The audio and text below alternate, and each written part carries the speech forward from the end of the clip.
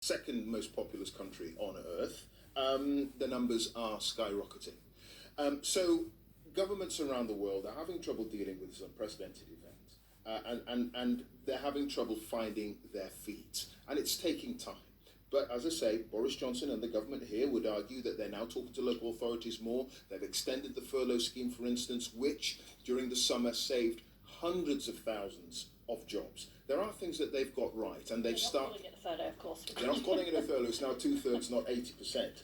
But they have managed to keep businesses afloat, and in some parts of the world that hasn't happened. Yes, absolutely. Clive, thanks very much indeed for that.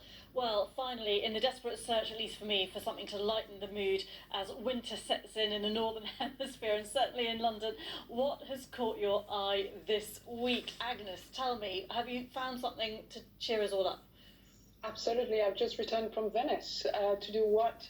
To look at the Mosey, as they call it, Moses, the flood barrier, that have been in the making, the building for decades. At least it feels like it. And I don't know if you remember also so much corruption, people behind bars, but it worked. It was a historical day last weekend for Venice because the high tide was prevented to flood Venice. And it was only a year ago that almost 2 meters high of water completely inundated the historical city. So yes, it's a huge relief, huge satisfaction. Venice is going to be dry.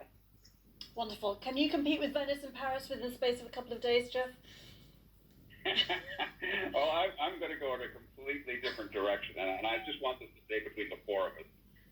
But I have to say that I have to tip my hat to the producers of the Great British Bake Off. I know it was a BBC program; it's now Channel 4. But in the midst of all of this chaos, there is something, it is true, very comforting about the fact that they managed to create a bubble, to pull that program together, and to have the kind of delightful joy.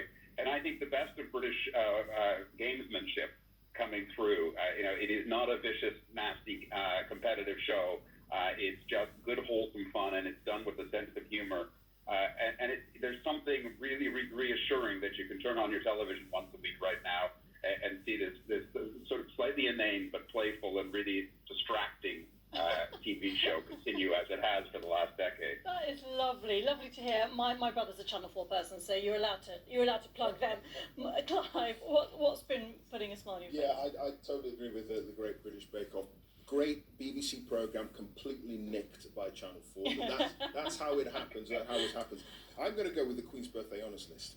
Usually you get political flunkies, you get apparatchiks, you get donors, the flunkies of the political world who end up getting all these gongs. And this year, because of COVID, it is nurses, it is social workers, and it's people like Marcus Rashford who managed to convince the government to change policy and continues free school meals for 1.3 million children. This is the best Queen's Birthday Honours List for a long time. Wonderful to hear that, Clive. I completely agree.